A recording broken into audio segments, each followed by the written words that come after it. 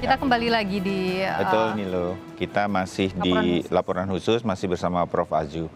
Prof, tapi kalau kita nih mengajak generasi muda menyaksikan, mungkin melalui layar televisi atau streaming, gaya-gaya anak muda kan nggak mau nonton TV tapi streaming. Sekarang semuanya di handphone ya Bayu ya. Atau di gadget mereka. Ini masih nggak sih kita bisa menimbulkan rasa nasionalisme lewat peringatan-peringatan seperti ini menurut Prof. Azu, atau ada masukan bagaimana agar ini nih nilai-nilai nasionalismenya nyampe ke generasi muda sekarang, Prof?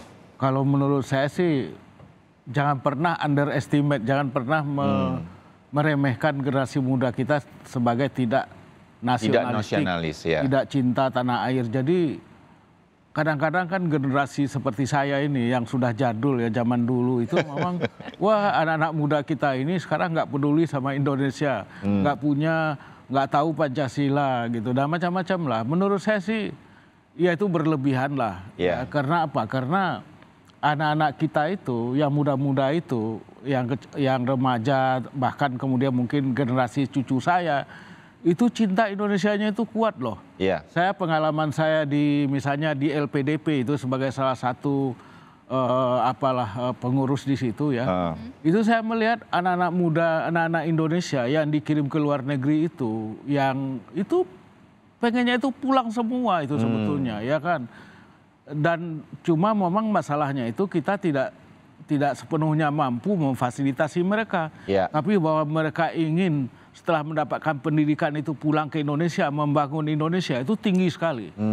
Tinggi sekali semangat itu. Karena itu kan menjadi salah satu syarat untuk mendapatkan beasiswa kalau kita lihat dibandingkan dengan negara lain ya seperti misalnya India, China dan semacamnya itu, sebagian besar mereka itu tinggal di tempat nggak pulang dia. Kalau orang Indonesia enggak. Pasti selalu ingin pulang. Itu yang nggak pulang itu jumlahnya dari 15.000 yang dikirim oleh LPDP itu jumlahnya itu kurang dari 1%, 0, sekian persen gitu kan. Yeah. Jadi sedikit sekali lah, tidak terlalu signifikan menurut saya. Jadi ini salah satu indikator bahwa anak-anak muda kita itu sebetulnya punya cinta Indonesia, kecintaan pada Indonesia itu kuat sekali. Dan mereka punya cara tersendiri ya Prof ya? Punya cara tersendiri mengungkapkan rasa cinta mereka pada Indonesia itu. Jadi kalau misalnya mereka nggak cinta Indonesia, maka kemudian mereka udah berbondong-bondong gitu pergi ke Amerika, ke Eropa. Yang pinter-pinter itu udah berbondong-bondong. Dalam kenyataannya tidak juga ya kan. Yang pergi orang Indonesia ke luar negeri itu kebanyakan adalah mereka yang memang pendidikannya tidak memadai gitu ya, sehingga kemudian harus bekerja sebagai tenaga kerja Indonesia. Tapi kalau yang mendapatkan pendidikan yang tinggi, umumnya mereka ingin berbakti di Indonesia. Jadi saya tidak pernah tidak optimis ya pada generasi muda Indonesia, tidak pernah menganggap mereka tidak punya cinta pada Indonesia. Tapi Prof, kalau kita bicara soal daya kritis anak-anak muda ini bagaimana Prof? Mereka itu sebetulnya cukup kritis. Mereka itu cukup kritis. Cuma memang kadang-kadang masih ada semacam gap ya, semacam kesenjangan generasi. Kalau generasi seperti saya atau mungkin generasinya Mas Bayu itu tidak terlalu, atau Mbak Nilo itu tidak terlalu biasa bersikap kritis ya, karena masih ditekankan sopan santun pada guru, pada orang tua gitu ya. Nah, tapi generasi yang di atas itu yang lebih muda lagi itu biasanya sudah mereka lebih kritis. Justru ya kan? Lebih berani mereka. Lebih berani mengekspresikan karena memang mereka melihat itu dari menemukan itu dari gadget mereka, dari berbagai informasi yang mereka dapatkan gitu. Oleh karena itulah saya sering sekali menekankan kepada para dosen dan guru jangan menganggap anak-anak kita itu seperti orang bodoh, seperti kertas putih gitu. Berikanlah mereka, dorong mereka untuk bersikap kritis, bersikap inovatif gitu. Dan kita nggak usah merasa rendah diri, takut dikritik oleh anak-anak kita itu, nggak apa-apa gitu. Nah, itu juga penting bagi kita sebagai orang tuanya. Iya, benar sekali.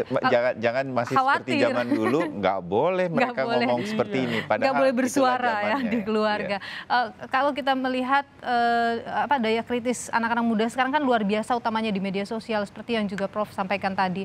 Tapi ini menurut Prof masih dalam koridor yang baik, koridor yang terjaga begitu? Nah, itulah yang saya kira harus ditekankan pada anak-anak muda kita itu. Kritisismenya sudah mulai muncul ya. Mereka tidak dengan serta-merta menelan begitu saja informasinya. Tapi yang perlu ditekankan menurut saya adalah kesantunan atau courtesy. Bagaimana menghormati orang, tidak mengeluarkan kata-kata kotor, ya kan, diksi-diksi yang menghina, merendahkan orang lain. Karena menurut sebuah survei, para pengguna media sosial di Indonesia itu termasuk yang paling kasar, yang paling tidak sopan. Tidak memiliki courtesy, tidak memiliki sopan santun gitu kira-kira. Nah, inilah yang harus kita tingkatkan, kita ajar di rumah, kita bimbing anak-anak kita itu, yuk kita berlaku sopan santun lah ya. Boleh kritis tapi harus sopan santun. Harus tetap terukur. Tetap terukur gitu. Jadi tidak kebablasan juga pola-pola kritis anak muda di media sosial utamanya ya Prof ya. Kalau kita melihat di